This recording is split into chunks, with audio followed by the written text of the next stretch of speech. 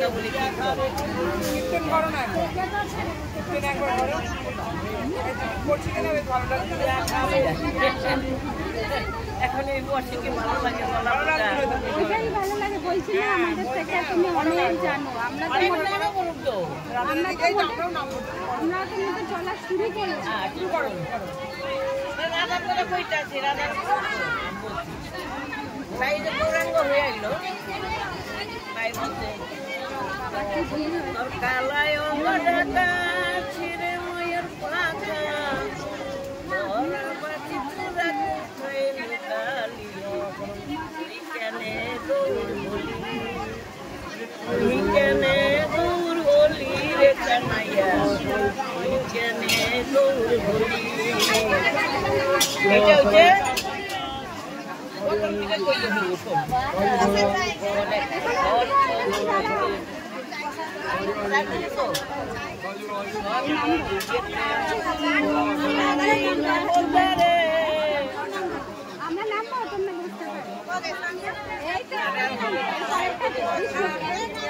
তো রাধে রাধে বন্ধুরা, হরে কৃষ্ণ রাধে কৃষ্ণ। আমি আবারও পৌঁছে গেছিলাম মায়াপুর, আর সেই মায়াপুরেরই তোমাদের আজকে কিছু ইনফরমেশন আমি দিতে চলেছি।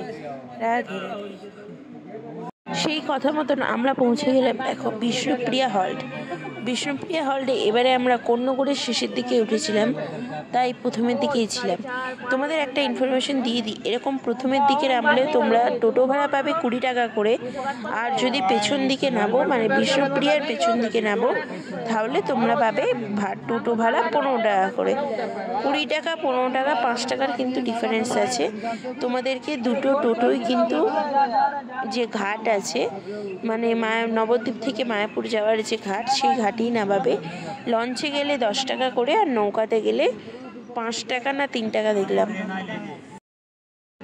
মায়াপুর আসতে তোমাদের কার কার ভালো লাগে একটু কমেন্ট সেকশনে কমেন্ট করে বলো। আমার তো মায়াপুর আসতে খুবই ভালো লাগে, আর তোমাদের সকলের কেমন আছো সকলে সেটা অবশ্যই জানাবে। কিন্তু এবার দেখো মায়াপুরের সেই জনপ্রিয় স্থান পোড়ামাতলা। পোড়ামাতলা সম্পর্কে তোমরা অনেকেই জানো, আমার আর নতুন করে বলার কিছুই নেই। আর ঠিক এখানটা দিয়ে আমি পার করে এলাম পোড়ামাতলা। অবশ্যই তোমরা যদি নবদ্বীপে আসো পোড়ামাতলা দর্শন করতে একদমই ভুলবে না। পোড়ামাতলা দর্শন করবে, কারণ নবদ্বীপের একটি দর্শনীয় স্থান পোড়ামাতলা। তারপরে আমরা লঞ্চে টিকিট কেটে নিয়ে লঞ্চে উঠে পড়েছিলাম, আর আমরা যাচ্ছিলাম মায়াপুরের উদ্দেশ্যে। মায়াপুরে দেখো গঙ্গা যমুনা দুটো নদীর মিলনস্থল। ওই যে ওখানটা দেখছো, ওদিকটা কালো জল যমুনা, এদিকটা সাদা জল ঘোলাটে জল গঙ্গা। আশা করি তোমরা ফোনে মোটামুটি একটা বুঝতে পারছো। আমি তোমাদের বোঝানোর চেষ্টা করছি, জানি না কতটুকু বোঝাতে পারছি, কিন্তু চেষ্টা করেছি তোমাদেরকে বোঝানোর।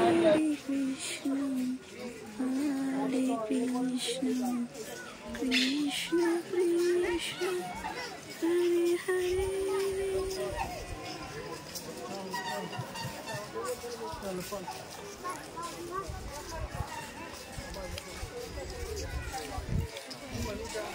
তো আমি মায়াপুরে তোমাদেরকে শ্রীধাম মায়াপুরে আমি তোমাদের সাথে আমাদের যে রুমটা আছে দেখিয়ে দিই।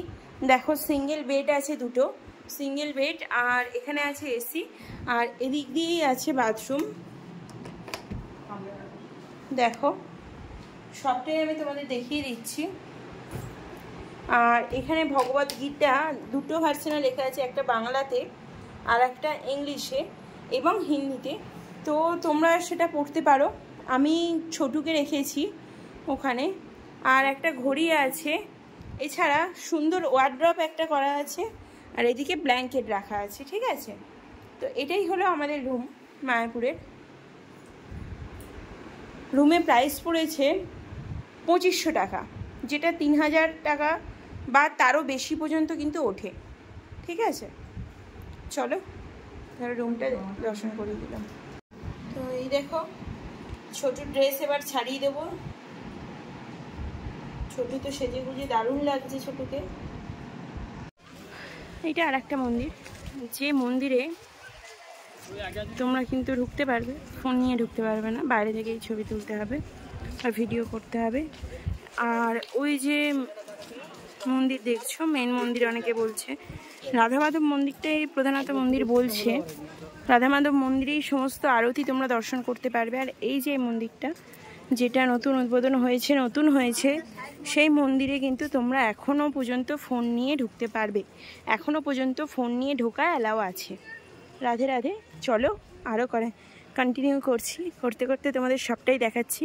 হরে কৃষ্ণা কৃষ্ণ কৃষ্ণ হরে হরে, হরে রাম রাম রাম হরে হরে।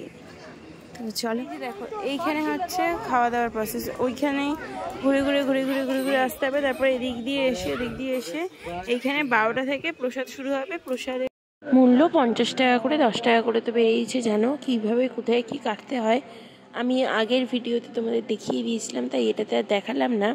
এবার আমি মার্কেটের ভিডিওতে অবশ্যই দেখাবো, কিন্তু তার আগে চলো আমরা সেদিন কোথায় খেয়েছিলাম দেখিয়ে দিই। মানে 50 টাকার খাবার তো আগের বারে খেয়েছিলাম, এবারে আমরা 120 টাকা 80 টাকার যে খাবার সেখানে চলে গেছিলাম। কিন্তু সেখানের প্রসেসটা দেখো ঠিক এই রকম। আমরা 120 টাকার থালিটা কেটেছিলাম। এখানে একটা সবজি আছে, ডাল আছে, ভাত আছে, রুটি আছে, একটা মিষ্টি আছে, কিন্তু নিজেকে নিয়ে নিজেকেই খেতে হবে। ওনারা দিয়ে দিচ্ছেন, তোমাকে নিয়ে এসে খেতে হবে। ওখানে যেমন তোমরা বসে থাকবে, মানে আমি আগের ভিডিওতে দিয়েছিলাম, কিন্তু ডেসক্রিপশানে আবারও দিয়ে দিচ্ছি, দেখে নেবে। এখানে কিন্তু তোমাদেরকে নিজেকে বসে খেতে হবে। আর এখানে কিন্তু টেবিল চেয়ারের ব্যবস্থাও আছে এবং নর্মাল বসে খাওয়ারও ব্যবস্থা আছে। তোমরা যেমন চাইবে তেমনভাবে বসেও খেতে পারো, আর টেবিল চেয়ারের ব্যবস্থাটা আছে। এখানেও কিন্তু অনেকে একসাথে বসে খাবার সুব্যবস্থা আছে, কিন্তু আমার জানা মনে হলো এখানের থেকে ওখানের খাবারটাই একটু বেশি সুস্বাদু, আর ওখানের খাবারটাই খেয়ে যেন একটু বেশি তৃপ্তি আসছে। যদিও ভগবানের সমস্ত রকম প্রসাদই অল্প খেলেই পেট ভরে যায় এবং অল্প খেলেই মনও ভরে যায়, কিন্তু সে স্বাদটা যেন অপূর্ব লাগে। এখানে কেন সব জায়গাতেই একই রকম। এটা হলো নামহট্ট ভবনের খাওয়া দাওয়া।